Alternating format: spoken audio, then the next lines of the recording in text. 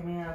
Hi, is this Mr. Hickey? Yes, it is. Hi, I'm Julie Daniel. I'm a second-year medical student. I'm going to do the lower limb exam today, if that's okay with you. Yes, that's fine. Okay, cool. So really quickly, I'm going to wash my hands, and I'm just going to pass you this drape, if you don't mind draping yourself, and then we'll go ahead and get started. So first, I'm checking the overall appearance of the patient. He seems not in distress or in pain, which is great. Alert, well perfused, all of the things that we should look for when we first walk in. And so now I'd like to do the knee exam first, if that's all right with you. Yes. Okay, so first, if you would, just take a stand for me. So first, we're just going to also just say that we would be showing skin for these exams, but due to limitations that we can't. So, okay, so we're just going to look at the knees first. We're basically just looking at them simultaneously and looking for any swelling or changes from one knee to another.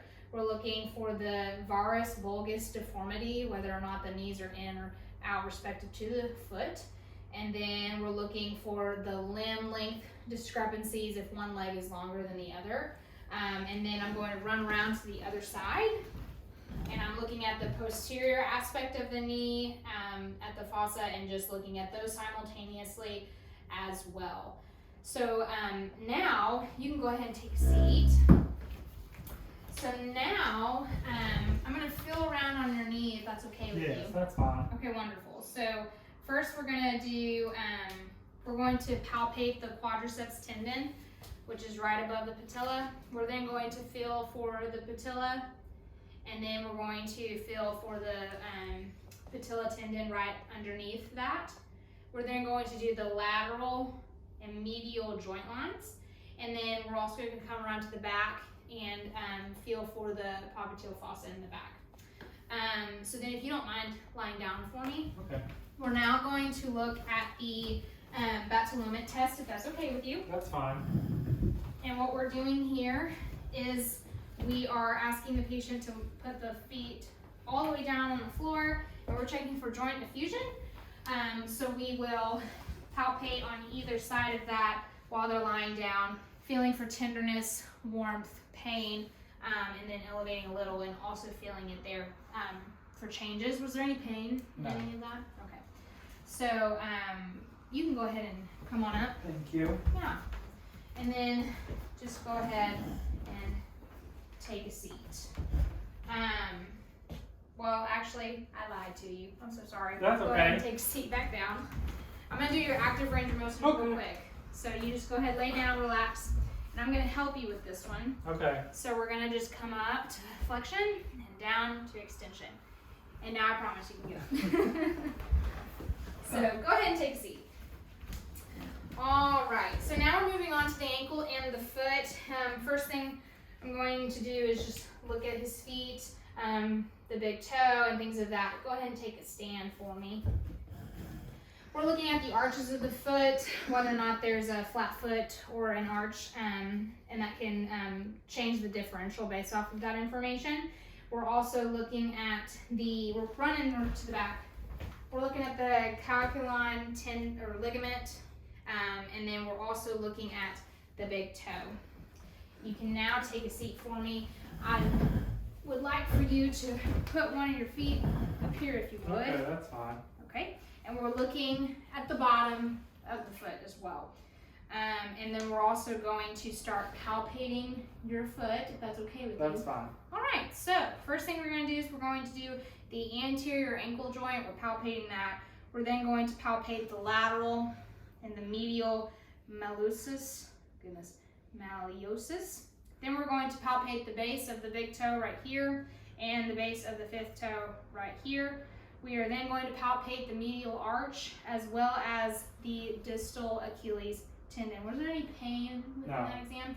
We're looking for tenderness, warmth, crepitus, or any masses within that exam as well. And then while we're here, we're going to do some active range of motion, if that's okay with you. Okay. Go ahead and come right here for me.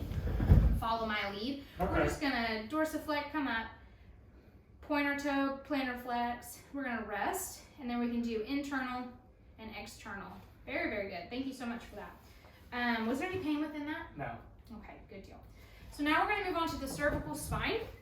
First, I'm looking at the anterior aspect of this spine, looking for symmetry, masses, any signs of infection, any deviation of the neck to one side versus the other. And then once we've done that, we're going to come around posteriorly.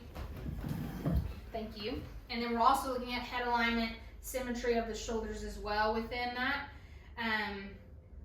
On the posterior aspect. Once we do that, we're going to palpate, if that's okay with the patient. That's fine. Okay, we're going to palpate the cervical spinous processes as we move down the cervical spine. We are then also going to palpate the paraspinal and trapezius muscle on either side of the midline of the cervical spine. Was there any tenderness there? No. We're looking for warmth, crepitus, masses, anything amongst that within the palpation part of the exam. Now we're going to do some active range of motion of your neck, Okay. and your cervical spinal area. I'm going to ask you to take your chin to your chest. That is the flexion. Let's extend, go all the way up to the ceiling. Extension. Okay, now let's laterally flex. Good. And then let's also rotate. Okay, good. So there we were just checking for active range of motion. Was there any pain within that? No. Good deal. So now we're going to move on to the lumbar spine. If you don't mind taking a stand for me. We're looking for symmetry within the spine in relationship to the pelvic girdle there, looking to see that one side of the pelvis is tilted versus the other. We're looking for symmetry, swelling, masses, signs of infection. We are assessing the shoulders symmetry as well as the pelvis symmetry. And then we're coming to the side and we're saying, is the spine midline? And the spine is midline here. We're then coming along to the side and seeing the curvature of the spine, looking for kyphosis and lordosis within the spine, which it all looks good here. And then if we were wanting to look for scoliosis, we would ask the patient if you don't mind bending over. We're coming at the midline of the hip and looking at the abnormal curvature of the spine, looking for scoliosis. Thank you very much for doing that. Go ahead and take a seat. If it's okay with you, I'm going to palpate your lumbar spine. That's fine. Okay, so with the palpation of the spine of the lumbar, we're going to palpate the lumbar spine at the midline. We're then going to feel the paraspinal muscles right outside of that. And then we're also going to palpate the SI joints at the back for the lumbar spine. Was there any pain within that exam? No. From that, we're looking for, again, swelling, redness, masses, any pain from that exam, or crepitus. And then I'm going to ask you lastly to stand up, please. Okay. We're going to do active range of motion, if that's okay with you. Yes. Okay, so if you would, just lean over and touch your toes, do some flexion, and come up and do some extension of that lumbar spine. Wonderful. If you would then now do lateral flexion. Great, and let's rotate our lumbar spine. Awesome. Was there any pain within that? No. Okay, good. So take a seat. We have finished our lower limb exam. What questions do you have for me? I don't have any. Okay, well then I'm going to redress you. Okay, thank you. And then I'll go talk with my team. Thank you Okay. very much. Thank you.